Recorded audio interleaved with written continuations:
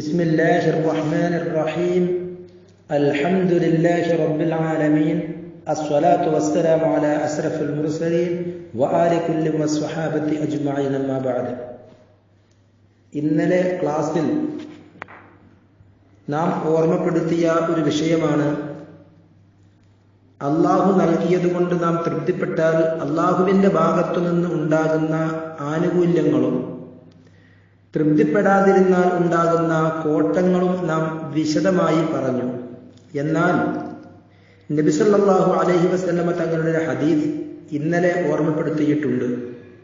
അതിൻ്റെ വിശദീകരണമില്ല, അർത്ഥം മാത്രമാണ് പറഞ്ഞിട്ടുള്ളത്. വിശദീകരണത്തിലേക്ക് പോകാം. قال النبي صلى الله عليه وسلم من أراد صاحبا فالله يكفيه. നബി സല്ലല്ലാഹു അലൈഹി വസല്ലം തങ്ങൾ പറഞ്ഞു, ആരെങ്കിലും ഒരു കൂട്ടുകാരനെ ഉദ്ദേശിച്ചാൽ അവന് അള്ളാഹു മതിയാകും. വമൻ അറാദ മൂനിസൻ ഫൽ ഖുർആൻ യക്ഫി. ആരെങ്കിലും ഒരു നേരം പോക്കാക്കുന്ന വ്യക്തിയെ അല്ലെങ്കിൽ ഒരു വസ്തുവിനെ ഉദ്ദേശിച്ചാൽ ഫൽ ഖുർആൻ യക്ഫി, അവന് ഖുർആൻ മതിയാകും. വമൻ അറാദ വാഇദൻ ഫൽ മൗത്ത് യക്ഫി. ഒരു ഉപദേശകനെ ആരെങ്കിലും ഉദ്ദേശിച്ചാൽ അവന് മരണം മതിയാകും. സമ്പന്നതയെ ആരെങ്കിലും ഉദ്ദേശിച്ചാൽ വമൻ അറാദ ഗിനൻ ഫൽ ഖനാഅതു യക്ഫി. കിട്ടിയതിൽ സംതൃപ്തനാവുക, അതവന് മതി. ഫഇൻ ലം യതഅദ് ഫീ ഹാദിഹിൽ ഉമൂരിൽ അർബഅ. ഈ 4 കാര്യങ്ങളിൽ അവൻ ഉപദേശം സിദ്ധിച്ചില്ലെങ്കിൽ ഫന്നാർ യക്ഫി, അവന് നരകം മതിയാകും. അള്ളാഹു നമ്മെ കാത്തുരക്ഷിക്കുമാറാകട്ടെ. ഹബീബ് നബി മുഹമ്മദ് മുസ്തഫ സ്വല്ലല്ലാഹു അലൈഹി വസല്ലം തങ്ങൾ പഠിപ്പിക്കുമ്പോൾ നമുക്കൊന്ന് വിശദീകരിക്കാം. ഒരു കൂട്ടുകാരനെ ആരെങ്കിലും ഉദ്ദേശിക്കുകയാണെങ്കിൽ അള്ളാഹു മതിയാകുമെന്ന് പറഞ്ഞാൽ നാം എല്ലാവരും പലപ്പോഴും കൂട്ടുകാരനെ തേടുന്നവരാണ്. അതുപോലെ തന്നെ പുരുഷന്മാർ കൂട്ടുകാരെയും സ്ത്രീകൾ കൂട്ടുകാരികളെയും തേടുന്നവരാണ്. എനിക്കൊരു കൂട്ടുകാരൻ വേണമെന്ന് ആവശ്യപ്പെടുമ്പോൾ എങ്ങനെ എനിക്ക് അള്ളാഹുവിനെ കൂട്ടുകാരനാക്കാൻ കഴിയും? കൂട്ടുകാരന്റെ ഭാഗത്തു നിന്നുണ്ടാകുന്ന സഹായങ്ങൾ അങ്ങോട്ടും ഇങ്ങോട്ടും പരോപകാരങ്ങൾ ചെയ്യുക, ശുഭലക്ഷണങ്ങളിൽ സന്തോഷിക്കുക, നന്മകളിലൊക്കെ സന്തോഷിക്കുക, തിന്മ വന്നാൽ ദുഃഖിക്കുക. ഇങ്ങനെയുള്ള ഒരു അവസ്ഥയിൽ സഹായങ്ങൾ കൈമാറാൻ പറ്റുന്ന അവസ്ഥയിൽ ഒരു വ്യക്തി ഉണ്ടായാലല്ലേ കൂട്ടുകൂടാൻ പറ്റൂ. അള്ളാഹുവിനെ കൂട്ടുകാരനാക്കിയാൽ എങ്ങനെ നടക്കുമെന്ന് സംശയിച്ചേക്കാം. ഒരർത്ഥത്തിൽ പറയുന്നു, അള്ളാഹുവിൽ മാത്രം തവക്കുലാക്കി ജീവിക്കുന്ന ഒരു വ്യക്തിയെ സംബന്ധിച്ചിടത്തോളം ഏറ്റവും വലിയ ഉന്നതമായ പദവിയിലേക്ക് എത്തിയ ഒരു മഹാനെ സംബന്ധിച്ചിടത്തോളം ഉള്ള ഒരു വിഷയമാണത്. ഒരു വിശദീകരണം അങ്ങനെയാണ്. അവനെ സംബന്ധിച്ചിടത്തോളം പടപ്പിലേക്ക് ശ്രദ്ധിക്കേണ്ടതില്ല. അവൻ പടച്ചവനായ റബ്ബിലേക്ക് മാത്രം എല്ലാം സമർപ്പിച്ച് അവനാണ് എൻ്റെ കൂട്ടുകാരൻ എന്ന് ചിന്തിച്ചേക്കുന്നവനാണ്. മറ്റൊരു വ്യാഖ്യാനം, അള്ളാഹു മതി അവൻ ഉദ്ദേശിച്ച ഒരു കൂട്ടുകാരനെ ഉദ്ദേശിച്ചാൽ എന്ന് പറഞ്ഞാൽ നാം ഏതൊരു കൂട്ടുകാരനെയും നാം സ്വന്തമാക്കി മാറ്റുകയാണെങ്കിൽ അള്ളാഹു തൃപ്തിപ്പെട്ട ഒരു വ്യക്തിയെ ആക്കണം. അള്ളാഹു ഇഷ്ടപ്പെട്ട ഒരു വ്യക്തിയെ നാം കൂട്ടുകാരനാക്കണം. അതുകൊണ്ടാണല്ലോ അള്ളാഹിന്റെ ഹബീബ് നബി മുഹമ്മദ് റസൂലുള്ളാഹി സ്വല്ലല്ലാഹു അലൈഹി വസല്ലം തങ്ങൾ പഠിപ്പിച്ചിട്ടുള്ളത്, മൻ അഹബ്ബ ലില്ലാഹ് വഅബ്ഗദ ലില്ലാഹ് വഅഅത ലില്ലാഹ് വമനഅ ലില്ലാഹ് ഫഖദ് ഇസ്തക്മലൽ ഈമാൻ. മൻ അഹബ്ബ ലില്ലാഹ്, അള്ളാഹുവിന് വേണ്ടി ആരെങ്കിലും സ്നേഹിച്ചാൽ, കണ്ടോ? അപ്പൊ സ്നേഹിക്കുകയാണെങ്കിൽ അള്ളാഹുവിനെ സ്നേഹിക്കുക എന്നല്ല, അള്ളാഹുവിന് വേണ്ടി മറ്റൊരാളെ സ്നേഹിക്കുക. ആ മറ്റൊരാളെ സ്നേഹിക്കുമ്പോൾ ആ സ്നേഹിക്കുന്നത് എന്തിനു വേണ്ടിയാകണം? അള്ളാഹുവിന് വേണ്ടിയാകണം. മൻ അഹബ്ബ ലില്ലാഹ്. അപ്പൊ അള്ളാഹുവിന് വേണ്ടി സ്നേഹിക്കുക എന്ന് പറഞ്ഞാൽ അള്ളാഹു ഇഷ്ടപ്പെട്ട പ്രവർത്തനങ്ങൾ ചെയ്യുന്നവനാണ്, അള്ളാഹു വിരോധിച്ച കാര്യങ്ങൾ കൈയൊഴിക്കുന്നവനാണ്, അള്ളാഹുവിന് വഴിപ്പെടുന്നവനാണ് എന്ന നിലക്ക് നാം അവനെ സ്നേഹിക്കുക. ദുന്യവിയായ ഒരു നേട്ടത്തിന് വേണ്ടിയല്ല നാം അവനെ സ്നേഹിക്കുന്നത്, നീട്ടുന്നില്ല. അപ്പൊ മൻ അഹബ്ബ ലില്ലാഹ്, അള്ളാഹു വേണ്ടി സ്നേഹിക്കുക. വഅബ്ഗദ ലില്ലാഹ്, ഒരു വ്യക്തിയോട്, ഒരു കൂട്ടുകാരനോട് നീ കെറുവ് കാണിക്കുകയാണെങ്കിൽ, വിദ്വേഷ പ്രകടനം നടത്തുകയാണെങ്കിൽ, വഅബ്ഗദ ലില്ലാഹ്, അള്ളാഹു വേണ്ടിയാവുക. അഥവാ അള്ളാഹ് ഇഷ്ടപ്പെടാത്ത പ്രവർത്തനം ഒരു വ്യക്തിയിൽ നിന്നുണ്ടായ കാരണത്താൽ അവനോട് വിദ്വേഷം പ്രകടിപ്പിക്കാം. കാരണം അത് അള്ളാഹുവിന്റെ വിദ്വേഷം അവനുണ്ടാകും. അള്ളാഹുവിന്റെ വിദ്വേഷം ഉണ്ടാകുന്ന ഏതൊരു വ്യക്തിയോടും നമുക്കും വിദ്വേഷമാണ്. അള്ളാഹുവിന്റെ സ്നേഹമുണ്ടാകുന്ന ഏത് വ്യക്തിയോടും നമുക്കും സ്നേഹമാണ്. അപ്പൊ അള്ളാഹുവിന് വേണ്ടി സ്നേഹിച്ചു, അള്ളാഹുവിന് വേണ്ടി ദേഷ്യം പിടിച്ചു. അള്ളാഹുവിന് വേണ്ടി കൊടുക്കുക. ഒരു കാര്യം കൊടുക്കുകയാണെങ്കിൽ എനിക്ക് അവന്റെ ഭാഗത്തു നിന്ന് ദുനിയാവിൽ ഒരു നേട്ടം കിട്ടണം എന്ന ലക്ഷ്യമല്ല. ഈ കൊടുക്കലിലൂടെ അള്ളാഹു വേണ്ടിയാണ്, ഇതിന്റെ പ്രതിഫലം അള്ളാഹുവാണ് എനിക്ക് നൽകേണ്ടത്. ഇത് അള്ളാഹുവിലേക്കുള്ള മാർഗമാണ്. മയ്യുഖരിദുല്ലാഹ ഖർളൻ ഹസന, ഖുർആൻ പറഞ്ഞു, ആരാണ് അള്ളാഹുവിന് കടം കൊടുക്കാനുള്ളത്, ഫയുളാഇഫു ലഹു, അവന് ഇരട്ടിയാക്കി അള്ളാഹു തആല കൊടുക്കുന്നതാണ്. ഒരു പ്രയാസം വരുമ്പോ, ഒരു വിഷമം വരുമ്പോ, ഒരാവശ്യം വരുമ്പോ, എന്തെങ്കിലും ദുന്യവിയായ തൃപ്തി അല്ലെങ്കിൽ എന്തെങ്കിലും നേട്ടങ്ങൾ അല്ലെങ്കിൽ അവന്റെ ഭാഗത്തുനിന്നൊരു തൃപ്തി ഉണ്ടാകട്ടെ എന്ന് മനസ്സിലാക്കി, അല്ലെങ്കിൽ ഞാൻ ഈ കൊടുത്തതിന് പകരം നാളെ എനിക്ക് അവൻ എന്തെങ്കിലും തരണം എന്ന് മനസ്സിലാക്കിയിട്ട് കൊടുക്കൽ, അത് അള്ളാഹു വേണ്ടിയുള്ള കൊടുക്കലല്ല. നേരെ പറഞ്ഞ വ്യക്തിക്ക് കൊടുക്കുകയാണെങ്കിൽ അള്ളാഹുവിന് വേണ്ടി കൊടുക്കുക. ഇത് കൊടുത്തത് ഇവിടെ ഒരു സഹോദരനാണെങ്കിലും അത് അള്ളാഹുവിന്റെ മാർഗത്തിൽ അള്ളാഹു വേണ്ടി കൊടുത്തതാണ്. പകരം നൽകേണ്ടത് അള്ളാഹുവാണ് നൽകേണ്ടത്. ഈ നിലക്ക് അള്ളാഹ്ക്ക് വേണ്ടി കൊടുക്കുക. വമനഅലില്ല, കൊടുക്കാതിരുന്നാൽ അള്ളാഹ്ക്ക് വേണ്ടി കൊടുക്കാതിരിക്കുക. അതെങ്ങനെയാ? ഒരു സുഹൃത്തൊരു കാര്യം നമ്മോട് ചോദിച്ചപ്പോ ഞാൻ തരില്ലെന്ന് പറഞ്ഞു. എന്താ? അള്ളാഹ്ക്ക് വേണ്ടി ഞാൻ തടഞ്ഞു. കാരണം എന്താ? അള്ളാഹ്ക്ക് ഇഷ്ടപ്പെടാത്ത, പൊരുത്തമില്ലാത്ത മാർഗത്തിൽ നീ അത് ചെലവഴിക്കുന്നു. ഏതുപോലെ? പലിശക്ക് കൊടുക്കാൻ വേണ്ടിയിട്ട് പണം കൊടുക്കുന്നത് പോലെ, അല്ലെങ്കിൽ മറ്റേതെങ്കിലും ആവശ്യങ്ങൾക്ക് വേണ്ടി ഹറാമായ വിഷയങ്ങളിൽ ഉപയോഗിക്കുമെന്ന് നമുക്കറിയാം. ആ നിലക്ക് ഒരാൾ വന്ന് ചോദിച്ചാൽ ഞാൻ നിനക്ക് നൽകില്ല.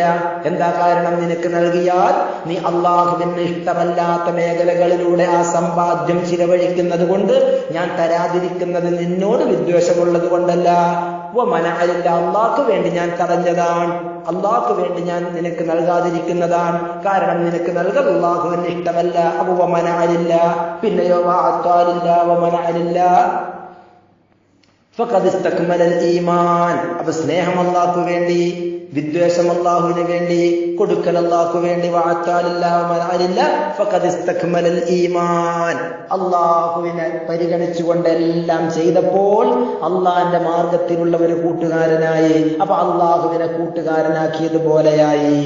ഈ സമയത്ത് ഫഖദ് ഇസ്തക്മലൽ ഈമാൻ, ഈമാൻ അവന് പരിപൂർണമായി. ശഫീഉനാ റസൂലുള്ളാഹി സ്വല്ലല്ലാഹു അലൈഹി വസല്ലം. ഇവിടെ തന്നെ നമുക്ക് മണിക്കൂറുകളോളം വിശദീകരണങ്ങൾ പറയാൻ മാത്രമുണ്ട്. ഇന്ന് പലപ്പോഴും നാം ദുന്യവിയായ നേട്ടങ്ങളുടെ പേരിലോ അതല്ലെങ്കിൽ മറ്റെന്തെങ്കിലും വ്യക്തിയുടെ ഭാഗത്തുനിന്നുണ്ടാകുന്ന ഉപകാരങ്ങൾക്ക് വേണ്ടിയോ നാം കൊടുക്കുന്നു, തടയുന്നു, വിദ്വേഷം നടത്തുന്നു, അതുപോലെ തന്നെ സ്നേഹിക്കുന്നു. പക്ഷേ അള്ളാഹുവിന് വേണ്ടിയാണോ എന്ന് നമ്മൾ ചിന്തിക്കണം. അവിടെയാണ് വിഷയം. അള്ളാഹു വേണ്ടിയാകുമ്പോൾ അവിടെ പ്രശ്നം വരുന്നില്ല. ഞാൻ നീട്ടുന്നില്ല. കാരണം അള്ളാഹു ഇഷ്ടപ്പെടാത്ത ആളുകളെ സ്നേഹിക്കുമ്പോഴാണല്ലോ അള്ളാഹു നമ്മോടും സ്നേഹമില്ലാത്ത അവസ്ഥയിലേക്ക് എത്തുന്നത്. അപ്പൊ അതുകൊണ്ട് ഇവിടെ പറഞ്ഞത്, ആരെങ്കിലും ഒരു കൂട്ടുകാരനെ തേടുന്നുണ്ടെങ്കിൽ അവൻ അള്ളാഹുവിന് വേണ്ടിയാകട്ടെ എന്ന് പറഞ്ഞ് അള്ളാഹുവിനെ കൂട്ടുകാരനാക്കട്ടെ എന്ന് പറഞ്ഞാൽ ഒരു ചുരുങ്ങിയ ഭാഗമാണ് ഇനിയും വിശദീകരിക്കാനുണ്ട്. ഇനി രണ്ടാമതായ ഹദീസിൽ പറഞ്ഞു, ഫൽ ഖുർആനു യക്ഫീ മൻ അറാദ മൂനിസൻ.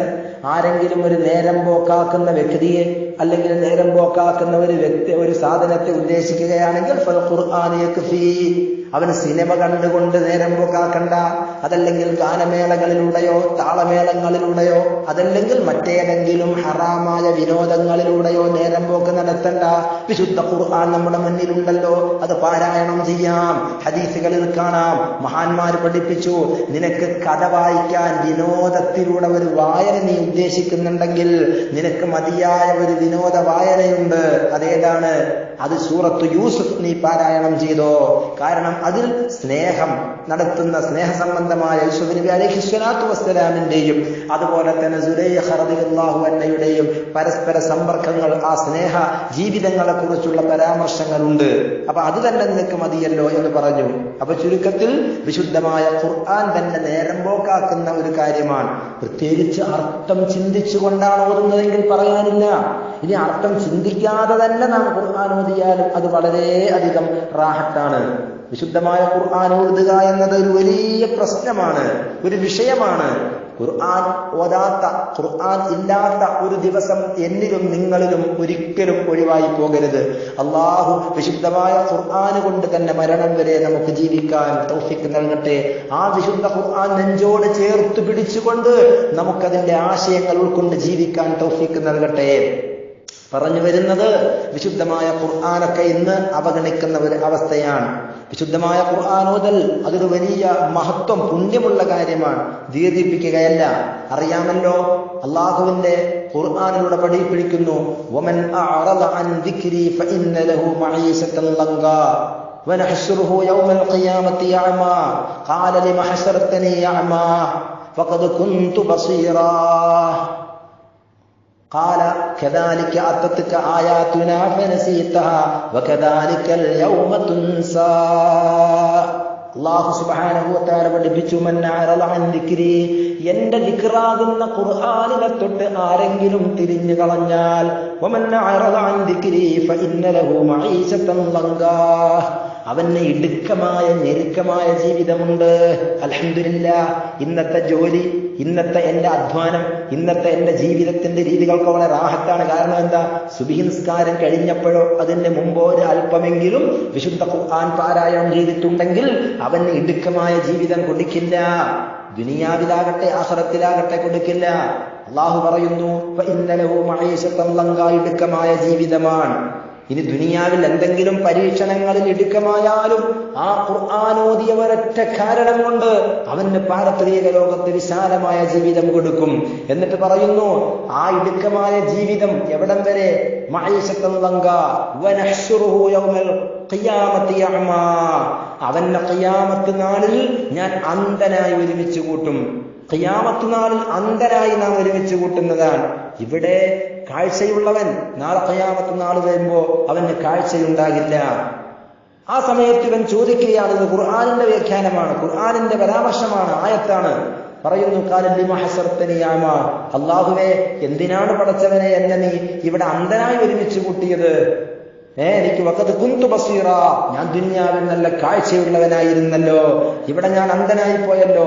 ആ സമയത്ത് അല്ലാഹു തആല പറയുന്നു, ഖാൽ, അല്ലാഹു പറയുകയാണ്, കദാലിക അത്തത്ക ആയാതുനാ, വിശുദ്ധ ഖുർആനാകുന്ന ആ ദൃഷ്ടാന്തം നിനക്ക് വന്നു കിട്ടിയപ്പോൾ ഫനസീതഹാ, അതിനെ നീ മറന്നു, അതിനെ ഓതിയില്ല, അതിനെ പാരായണം ചെയ്തില്ല. ഫനസീതഹാ കദാലിക യൗമ തുൻസാ, അപ്രകാരം നിന്നെയും മറക്കപ്പെട്ടു. എന്റെ വിശുദ്ധമായ ഖുർആൻ നേരം പോക്കാക്കാനും അത് സ്മരണയാക്കാനും അത് നിനക്ക് അനുധാവനം ചെയ്ത് ജീവിക്കാനുമുള്ള ഒരു മാർഗദർശിയാക്കുന്നതിന് പകരം അതെല്ലാം നീ മാറ്റിമറിച്ചല്ലെങ്കിൽ അതിനെ നീ അവഗണിച്ചപ്പോൾ ഇവിടെ നിന്നെയും അവഗണിക്കപ്പെട്ടു, നിന്നെയും മറപ്പിക്കപ്പെട്ടു എന്ന് പറയേണ്ട ഒരവസ്ഥ വരരുത്.